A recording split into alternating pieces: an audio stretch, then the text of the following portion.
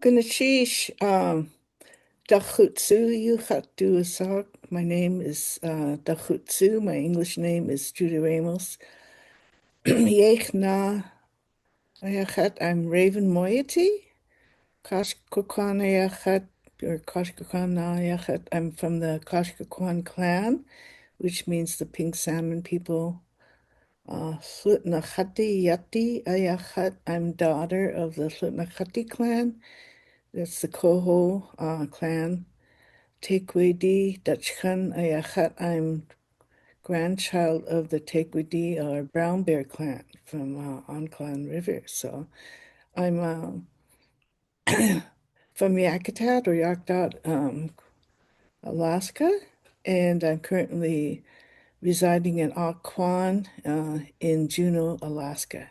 I am the daughter of Elaine Chishaw Abraham and George Milton Ramos. So that fully embeds me in the community of Yakdot or Yakutat. My grandparents are Olaf Abraham and Susie Bremner. So growing up early, I have some memories of living in Yakutat when I was really young. My mother was a nurse, and my father was like a hunter fisherman, and he was they had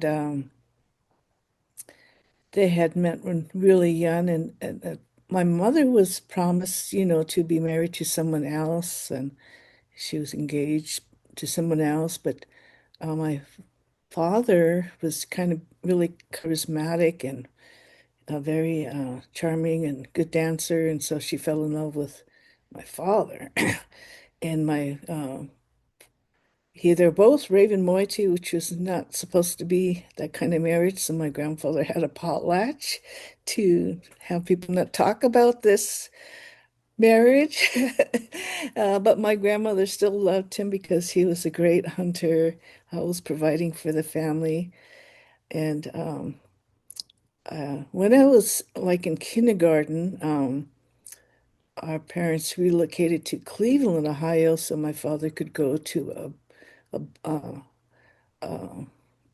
school where he could learn to be a good bookkeeper. And that was kind of a big culture shock going to Cleveland, Ohio.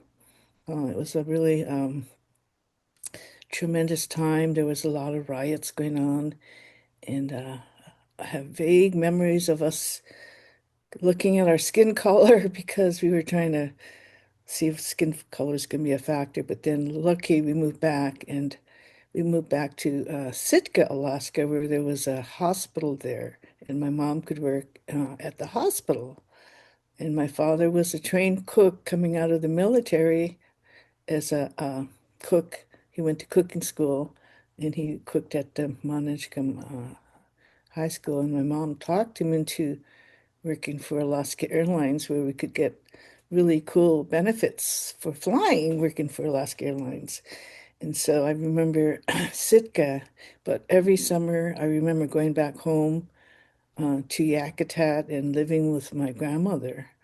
And my grandmother was very sweet, and she was telling us a lot of stories about our clan history and migration and all that information. And so I grew up, berry picking with her and picking seaweed up from the beaches, um, doing badly at learning how to cut fish, running a smokehouse, starting a fire in the fire wood stove. Then I would go back to Sitka because the schools were better there.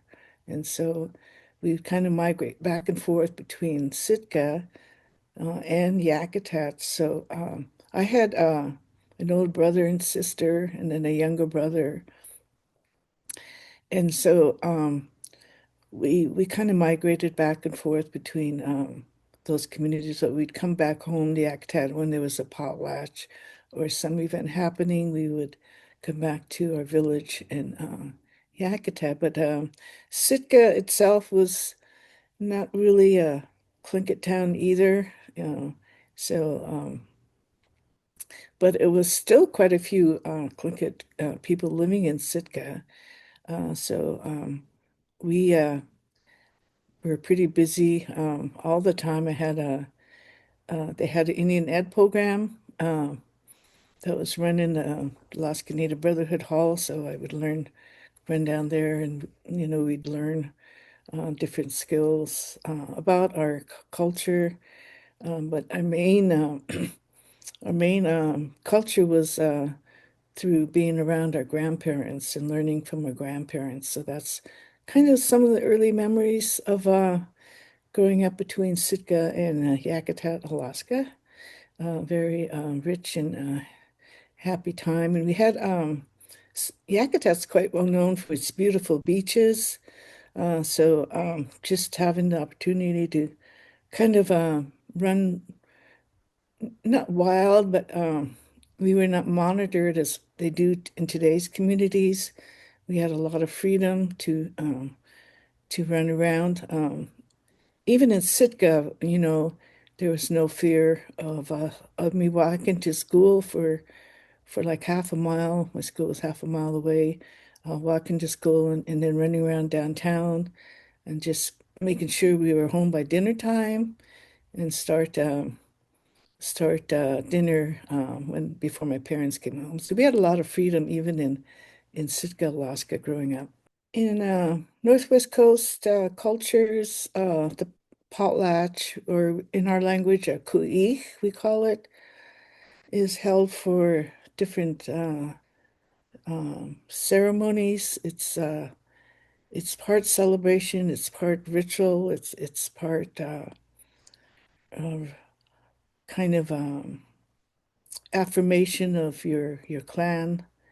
So if a clan built a house or raised a totem pole, we call them kutia, or other things, we would have a potlatch, and we would gather our clan to host it, and we'd invite the opposite moiety as our guests or witnesses to a potlatch. So it would be part ceremony and reli part religious in a ways. But in these celebrations, there would be a lot of oratory and a lot of feasting and dancing, and also there'll be gift giving to the opposite moiety.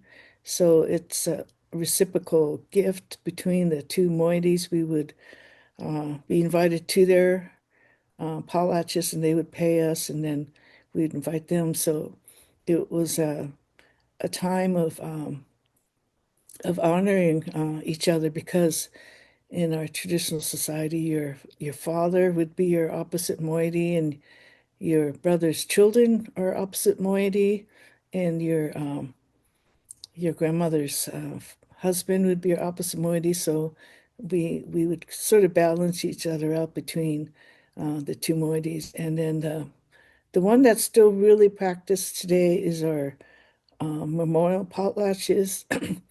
And we have a 40-day potlatch after a person dies, and it's mostly just feasting and feeding the spirit before it departs. And then at a payout party, we would host a big potlatch, and there would be a exchange of morning songs, and so we'd come out and do the morning, and the clans would we would do our morning songs. The opposite clan does their morning songs until the morning is done, and then there would be your feasting and your dancing and your payoff. So we pay off the opposite moiety for any services they rendered to your clan during the funeral. And also, this part would be when you would bring out your children to be given their names. And if anybody that you wanted to adopt into your clan would also be brought out at a potlatch. So it had many different functions for a potlatch. So that's the ones that are most really practiced today are these kind of ceremonies. I learned that in my mother's generation, they would have uh, a piercing ceremony where they when they got their ears pierced, there would be a ceremony like a dinner, a small ceremony, and whoever pierced your ears would be paid off. They would also have like maybe a tattoo, um, and we have this ceremony for young women when she comes of age. It's called behind the blanket ceremony. So when a girl first would go through her menstruation, she would be put uh, behind the blanket, and they would have her fast during the day, and then in the evening she could have some little bit of water or foods like that. But it was a very sacred time. They believe that this is kind of setting up her life for the rest of her life, where she would um, be taught things, and it was her clan aunties and mother that would bring her food, but she would be taught a lot about getting up early or not talking uh, much. And so one of the things they did was they used to go out really low tide, and they would select a rock to put in the mouth, and that refers to a raven myth, but it was um, to not talk bad about other people is kind of my understanding of that. Uh, but if you were wanting to be a good artist, then that you would practice that and kind of wish for becoming a good artist for beading or weaving or whatever during that time period. So it was kind of like a time of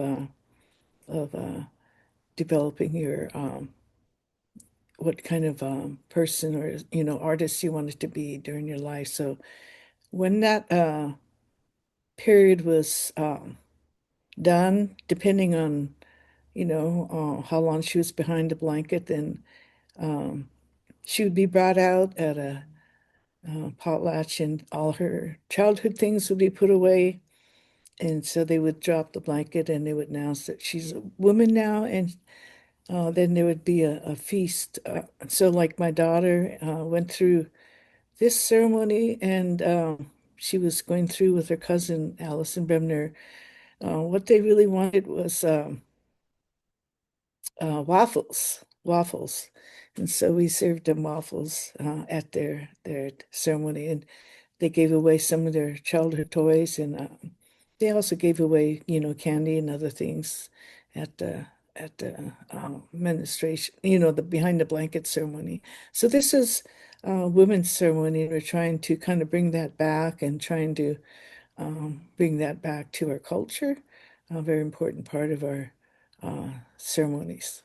We're building like wellness camps and culture camps and things like that, where we're trying to host a part of that is what we call a women's circle, uh, and to share that kind of information with young women about how we used to have these traditional practices. It was not explicitly taught to us, but I did do kind of a small ceremony with my mother. We were living in Fairbanks, and she kept me home from school, and she did a small ceremony with me, but they didn't really explain what exactly all of it meant. I just know I went through something like that. So it was not explicitly explained to me when I was growing up about these ceremonies, but it was only something when my daughter went through it that they really talked about what it was all about. Through the clan, the transmission of wealth is passed through the clan. And so in Tlingit society, you had a chiefly class, you had a commoner class, and you used to have a slave class. So a lot of the wealth is kind of held within um, the chiefly class in the name of the clan, so they're stewards of the the wealth.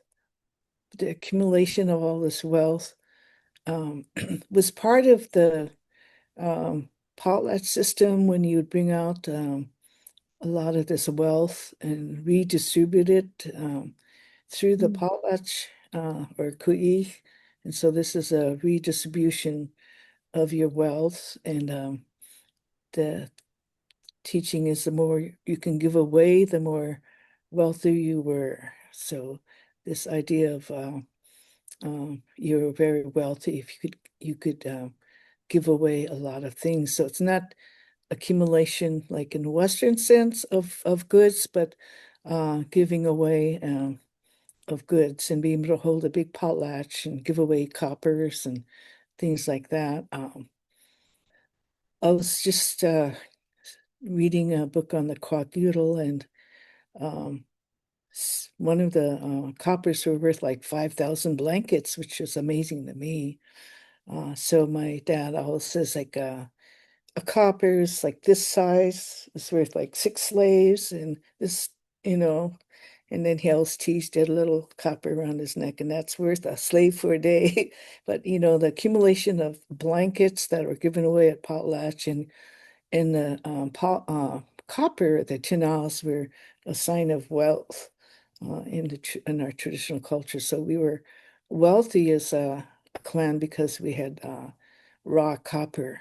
Stories that I heard is like women would, if they saw like the trader had beads, she would say, I really want those beads, and poke her husband and really make him get the beads and something like that. So women, did kind of control the trading, but the men were the primary traders, but it was like the women sort of directed them to the trade. From the stories I've heard, they would help them kind of be in the background and direct the trade. In Tlingit society, starting with the marriage system, there were arranged marriages.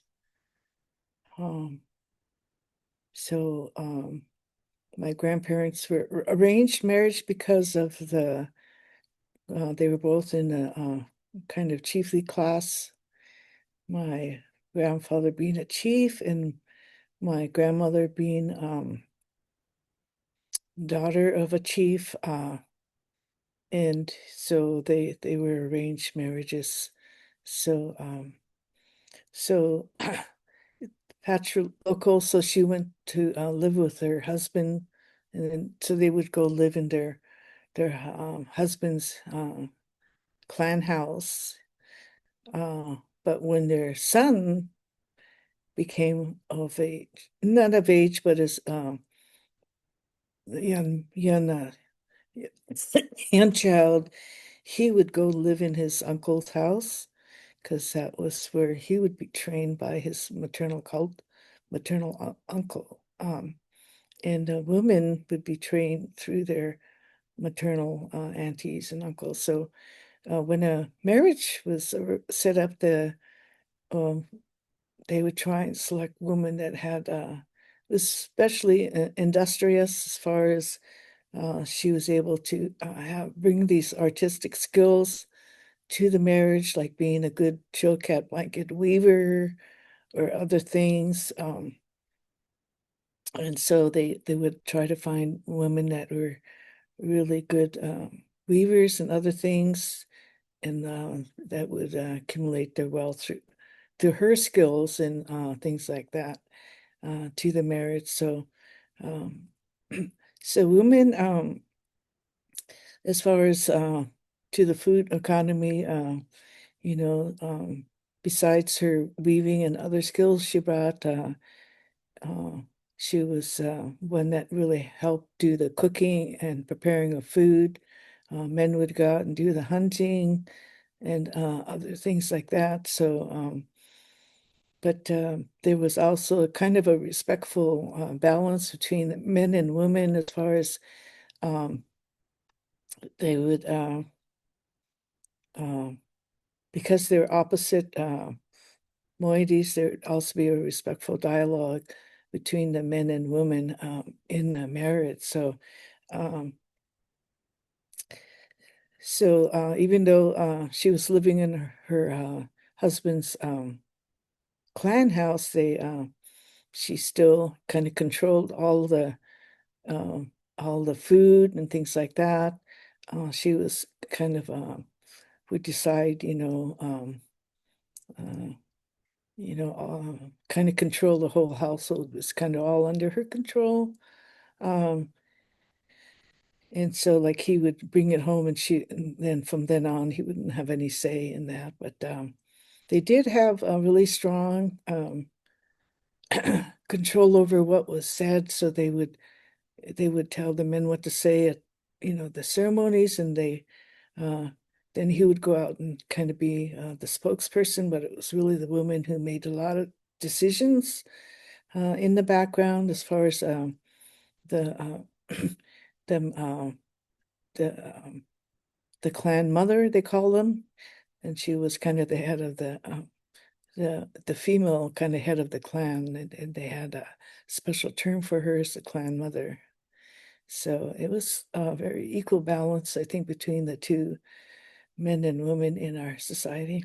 Yakutat is kind of like the furthest northern northwest coast village.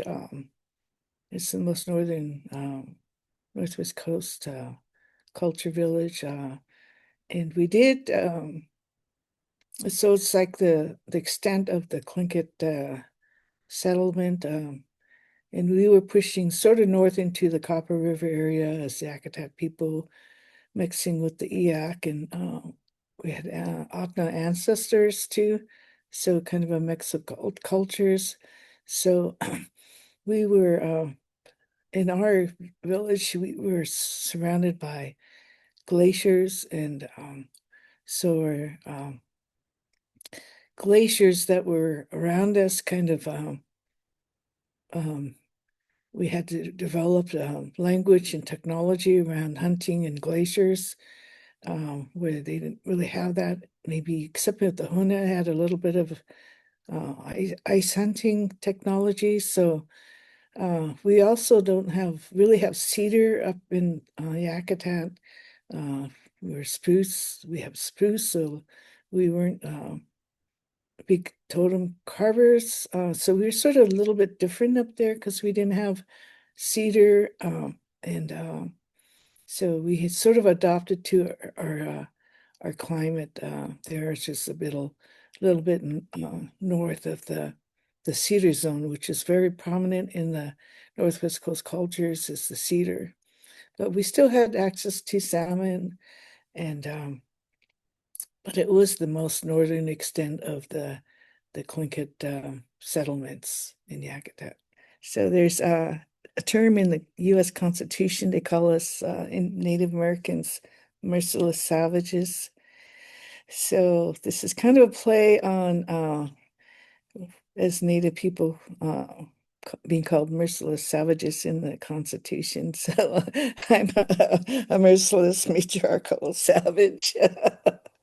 And so that's just a play on the colonial terms that were given to us. Just the next generation, I think, are tremendous. I would, bring out our wonderful next generation artists, and they're really kind of reclaiming the culture and just proud of who they are. And especially thinking about my own daughter, who's she's a social environmental activist and also a very wonderful artist, and just really balancing and being proud of who they are with her other friends that are, challenging, with any kind of, destruction or injustice they see happening.